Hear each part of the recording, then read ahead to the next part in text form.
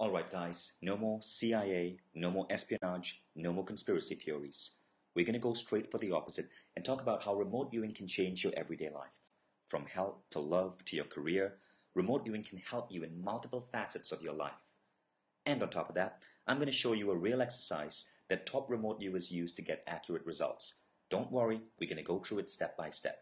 And at the end of this video, I'm going to go one step further and ask all remote viewing experts I know to see how they can help you with applying remote viewing in your daily lives. But to get us into the right flow, let's start with something a little romantic. Many of you might remember Major Ed Dames. He's one of the most popular and frequent people I interview on our site. He's also one of the foremost authorities on remote viewing. And while Ed did do work for the military, and while Ed has used remote viewing for some pretty wild stuff, he also used it for something a little tamer and more romantic. He used it to find his wife. If you remember the interview, Ed's story was he woke up one day thinking, I need to find someone special in my life. Well, Ed then proceeded to use remote viewing to pinpoint where in the world he might find his ideal mate. He saw the ex-Soviet Union. He then remote viewed the exact country in the former USSR, and he identified the country of Ukraine. He then remote viewed Ukraine and pinpointed the exact city this soulmate might be in. He then remote viewed the city and pinpointed the exact street. He then remote viewed the street and pinpointed the exact shop. He then remote viewed the shop and pinpointed the exact woman in the shop. He flew to Ukraine, went to the city, walked into the store, picked her up, and they got married a few years later. Isn't that special? Yet another story Ed shared with me was that of a saxophone player who had his life saved via remote viewing.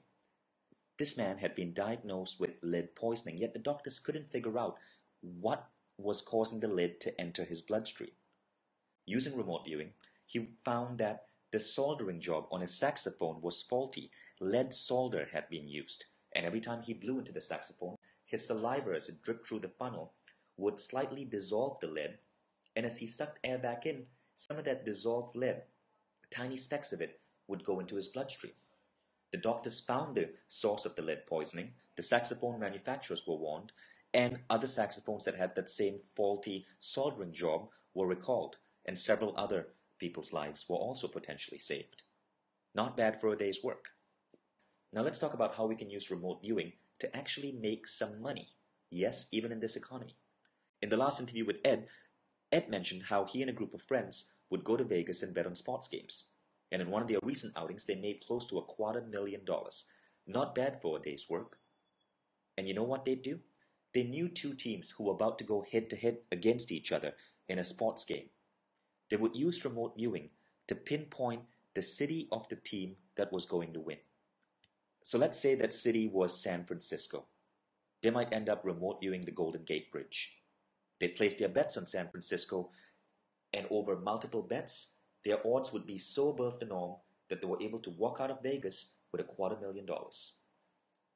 In yet another story shared by Ed, a man had his life saved by remote viewing by viewing the next best step for his health.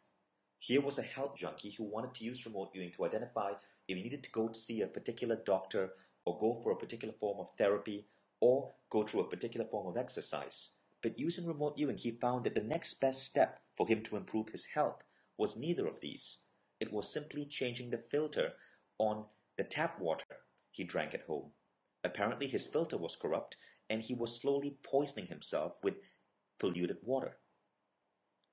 And how about remote viewing for business? Ed Dames does have a number of business clients, and in the last interview, he shared a story of how he was hired by General Motors to help them identify their next best bet, business strategy-wise.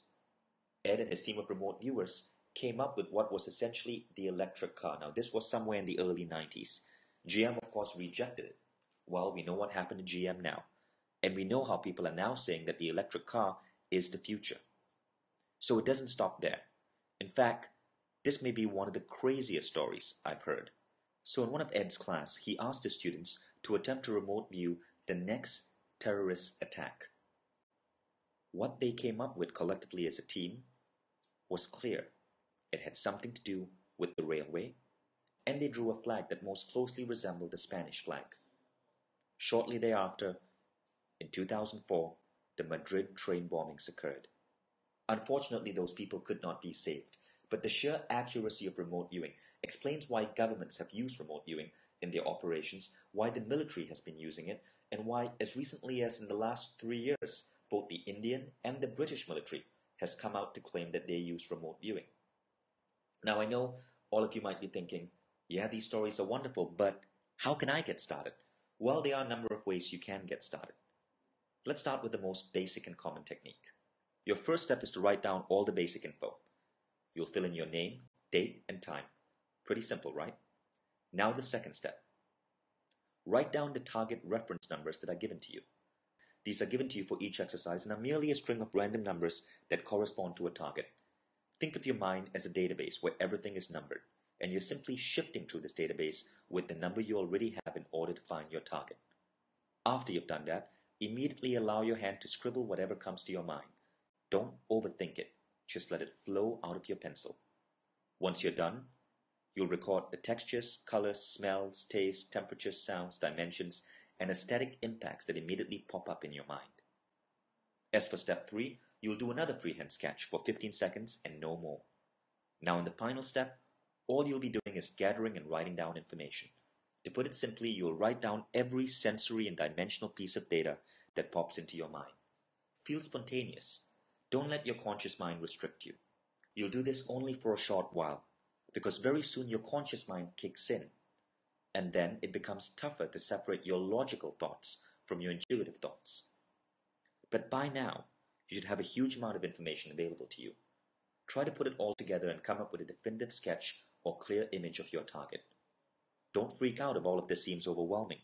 With practice, you'll learn how to assemble the drawings, scribbles, and words that pop up into a comprehensive and accurate answer. Remote viewing does not have to be complicated. And with exercises like this one I just walked you through, anyone can learn how to do it. But this isn't the end. There are tons more techniques and exercises that you and everyone else can do to improve their remote viewing muscle. Because that's all it really is. Like a muscle, it's something that grows and gets stronger with use. I'll be sharing more tips on how to use remote viewing and seeking out advice from many of the gurus that we feature on our website. We'll try to share these with you in the next video. Things are definitely going to get a lot more exciting. Until then, practice using the simple exercise I've given. And remember, while practice does make it more accurate, many beginners have their first success with remote viewing on their first try.